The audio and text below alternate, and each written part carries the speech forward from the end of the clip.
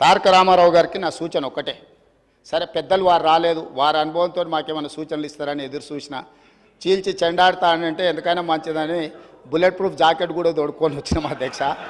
మా వెంకటరెడ్డి గారు అయితే 10 గంటలకు అసెంబ్లీ అని అంటే 9:30కే వచ్చి కూర్చున్నాడు, అదేందో చూద్దామని చెప్పి.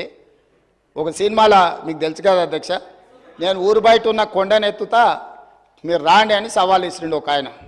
ఊరంతా వచ్చిందారే ఎట్లెత్తుతాడో చూద్దామని. ఇంకా పేల్వాన్ కూడా కొండ దగ్గరకు వచ్చిండు, వచ్చి మొత్తం జబ్బలు జరుచుకొని తొడలు కొట్టుకొని చెప్పిండట, మీరు అందరు కలిసి ఎత్తి నా మీద పెట్టుండి మోసి చూపిస్తా అని. గట్లనే ఉంది అధ్యక్ష వాళ్ళ చీల్చి చెండాడు కూడా.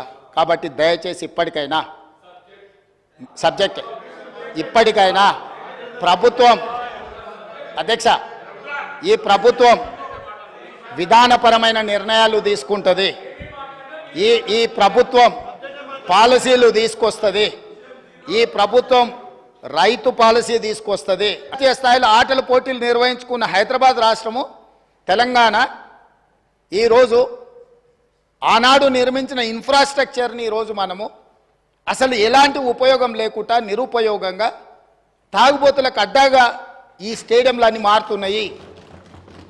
అందుకే ఈరోజు ఉన్న స్టేడియంలతో పాటు అక్కడ ఒక స్పోర్ట్స్ యూనివర్సిటీని పెట్టి అంతర్జాతీయ ప్రమాణాలతో ఈ దేశంలో ఉండే యువకులకు అందరికీ ఇక్కడ శిక్షణ ఇవ్వడానికి అన్ని ఏర్పాట్లు చేయాలని మేము అక్కడ ప్రయత్నం చేస్తున్నాం అధ్యక్ష.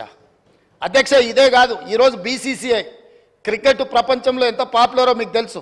సిరాజ్ మొన్ననే వరల్డ్ కప్లో మన హైదరాబాద్ నుంచి 12th క్లాస్ చదువుకున్న యువకుడు, పెద్దగా చదువు PGలు PhDలు డాక్టరేట్లు చేయకపోయినా 12th క్లాస్ చదువుకున్న ఒక హైదరాబాద్ నగరం నుంచి ఒక సామాన్యమైన కుటుంబంలో నుంచి వచ్చిన సిరాజ్ క్రికెట్లో ఇండియాకు ప్రాతినిధ్యం వహించి కప్పు గెలిపించుకొని వస్తే ఈరోజు మినహాయింపులు రేపు క్యాబినెట్లో చెప్పిన నేను అతనికి అన్ని మినహాయింపులు ఇచ్చి అతనికి ఒక గ్రూప్ 1 స్థాయి ఉద్యోగం ఇవ్వాలని నిఖత్ జరీన్ మనకు ఒలింపిక్స్లో మెడల్ తీసుకొస్తే ఆవిడకు ఉద్యోగం ఇస్తామని చెప్పి ప్రభుత్వం ఇంతవరకు ఇవ్వకపోతే క్యాబినెట్లో పెట్టి రేపటి క్యాబినెట్లో నిఖత్ జరీన్కి ఒక గ్రూప్ 1 స్థాయి ఒక DSP స్థాయి ఉద్యోగాన్ని ప్రభుత్వ ఉద్యోగాన్ని ఇవ్వాలని చెప్పి ఇవాళ యువకులకును క్రీడల వైపు ప్రోత్సహించాలన్న ఆలోచనతో అక్కడ ఒక స్పోర్ట్స్ యూనివర్సిటీ ఒక స్పోర్ట్స్ హబ్ చేయాలనుకుంటున్నాం అధ్యక్ష.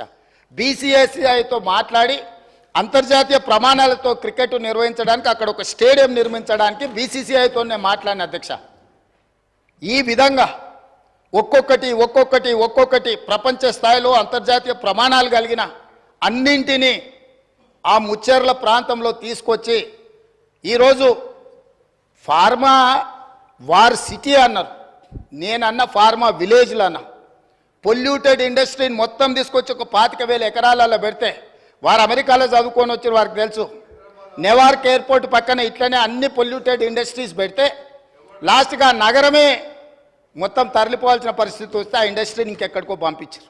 అదెందుకు అధ్యక్ష, మీకు నాకు వారికి తెలుసో తెలియదో నాకు తెలియదు, వారి దిల్సునగర్ ప్రాంతంలో వారికి ఎంత పరిచయం ఉందో. ఒక సిరీస్ కంపెనీ 30 ఎకరాలలో ఉంటే కొన్ని వేల ఎకరాల ప్రాంతంలో కలుషితమైపోయి బోర్ వేసుకుంటే ఆ నీళ్లతో అన్నం వండుకుంటే వెనకటికి సారె పెట్టుకొస్తే పసుపు బియ్యం వండేటోళ్ళు తెలుసు కదా, పచ్చగా ఎల్లోగా. అట్లా సామాన్యులు ఆ బోర్ నీళ్లతో వంట వండుకుంటే పసుపు బియ్యం వండుకొని తిన్నట్టుగా ఉండి ఆ ఏరియాల కలుషితం. కేవలం 30 ఎకరాలలో ఉన్న సిరీస్ ఫ్యాక్టరీతోని మొత్తం చైతన్యపురి దిల్సుకున్నారు ఆ ప్రాంతమే పూర్తిగా కలుషితం అయిపోయింది అధ్యక్ష.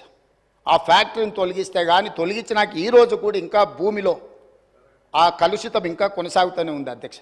అందుకే నేను ఆ ఏరియాలో ఇట్లాంటి పొల్యూటెడ్ ఇండస్ట్రీ కాకుండా జినోమ్ వ్యాలీలో ఏదైతే ఫార్మా రిలేటెడ్ ఇండస్ట్రీస్ ఉన్నాయో, ఫార్ములేషన్స్ అంటే ట్యాబ్లెట్స్ చేసేటివి ఉన్నాయో, R&D ఉందో, రీసెర్చ్ అండ్ డెవలప్మెంట్, ఇప్పుడు IDPL బంద్ అయిపోయింది అధ్యక్ష. ఇట్లాంటివన్నిటిని కూడా అక్కడ ఒక 4,000 ఎకరాలలో ఒక అద్భుతంగా ప్రపంచానికి ఇవాళ వ్యాక్సిన్, కోవిడ్ వ్యాక్సిన్ ఎవరు తయారు చేసిండ్రు అధ్యక్ష? ప్రపంచంలో 4 వ్యాక్సిన్లు ఉంటే 3 వ్యాక్సిన్లు మనం తయారు చేసినాం అధ్యక్ష. భారతదేశంలో 4 వ్యాక్సిన్లు వస్తే 3 మన దగ్గర ఉన్నాయి, ఒకటి పూణే నుంచి వచ్చింది. సో ఈరోజు ఫార్మాకి మనం అధ్యక్ష, అదేవిధంగా మా మిత్రుడు శ్రీధర్ బాబు గారు ఉన్నారు. ఇవాళ ఆర్టిఫిషియల్ ఇంటెలిజెన్స్ ఈరోజు ప్రపంచాన్నే ఏలుతుంది. ఈరోజు ఏం కావాలన్నా అద్భుతాలు సృష్టిస్తుంది. ఆర్టిఫిషియల్ ఇంటెలిజెన్స్ ఈరోజు అగ్రికల్చర్కి సింక్రనైజ్ అగ్రికల్చర్ కూడా మొత్తం దాన్ని అనుసంధానం చేసి ఇతర వృత్తులకు అనుసంధానం చేసి ఈరోజు ప్రపంచం అంతా ఐటీ రంగం నుంచి ఆర్టిఫిషియల్ ఇంటెలిజెన్స్ అటువైపు వెళ్తున్నది అధ్యక్ష. అక్కడ 200 ఎకరాల ఒక ఆర్టిఫిషియల్ ఇంటెలిజెన్స్ హబ్ను పెట్టి ప్రపంచ స్థాయిలో పేరుగాంచిన సంస్థలను అక్కడ తీసుకొచ్చి అక్కడ ఏర్పాటు చేయాలని మేము ప్రయత్నం చేస్తున్నాం అధ్యక్ష. రోజుకు 18 గంటల అధికారులను సమన్వయం చేసుకుంటూ ప్రపంచంలో ఉన్న ప్రతి ఒక్కరిని మేము సంప్రదిస్తూ ముందుకెళ్తున్నాం. ఈ ఆర్టిఫిషియల్ ఇంటెలిజెన్స్ గురించి మేము చర్చించుకునేటప్పుడు ఏదో ప్రశ్న వచ్చింది, ఆర్టిఫిషియల్ ఇంటెలిజెన్స్కు కేటీఆర్కు పోలికేంది అని ఎవరో ఇట్లా వాళ్ళు మాట్లాడుతా ఏదో అడిగినారు అధ్యక్ష మా మంత్రి గారికి. అంటే ఒక ఆయన సమాధానం చెప్పిండు, ఆర్టిఫిషియల్ ఇంటెలిజెన్స్లో కేటీఆర్ గారు 100% ఆర్టిఫిషియల్, 0 ఇంటెలిజెన్స్ అని చెప్పిండ్రు అధ్యక్ష. సో ప్రభుత్వం చేస్తున్న పనులను మీరు ఎప్పుడైనా మీరు అడగొచ్చు, మీరు చెప్పొచ్చు, మీరు ప్రభుత్వం చేస్తున్న పనులను వివరాలు తెలుసుకోవచ్చు. ప్రతిపక్షం చెప్పడానికి మాకేం అభ్యంతరం లేదు. కాబట్టి ఇవాళ ఆ ప్రాంతాన్ని ఒక అద్భుతమైన నగరంగా వారు ఏదైతే మెట్రో రైల్ గురించి చెప్పినరో నేను ఇప్పుడు మళ్ళీ కూడా చెప్తున్నా అధ్యక్ష, అంతర్జాతీయ ఎయిర్పోర్టు నుంచి ముచ్చర్లలో ఈరోజు నిర్మించబోయే 4th సిటీ అధ్యక్ష, హైదరాబాద్, సికింద్రాబాద్ సిటీ, సైబరాబాద్ సిటీ, ఇప్పుడు ముచ్చేర్లలో 4th సిటీని మేము ఈరోజు ఎస్టాబ్లిష్ చేయబోతున్నాము. ఆ 4th సిటీనే అవర్ ఫ్యూచర్ సిటీ అధ్యక్ష. ఈ Hyderabad city, Secunderabad city, Cyberabad city is equal to 4th city. 4th సిటీనే అవర్ ఫ్యూచర్ సిటీ అధ్యక్ష. ఇవాళ అంతర్జాతీయ ఎయిర్పోర్ట్ వరకు మెట్రో తేవడమే కాదు, అంతర్జాతీయ ఎయిర్పోర్టు నుంచి ముచ్చెర్లలో నిర్మించబోయే ఒక గొప్ప నగరానికి మెట్రో రైల్ రవాణా సౌకర్యాన్ని కూడా ఏర్పాటు చేసి ప్రపంచమంతా ఎక్కడ పెట్టుబడులు పెట్టాలి అని అంటే అక్కడికి వచ్చి పెట్టుబడులు పెట్టాలి.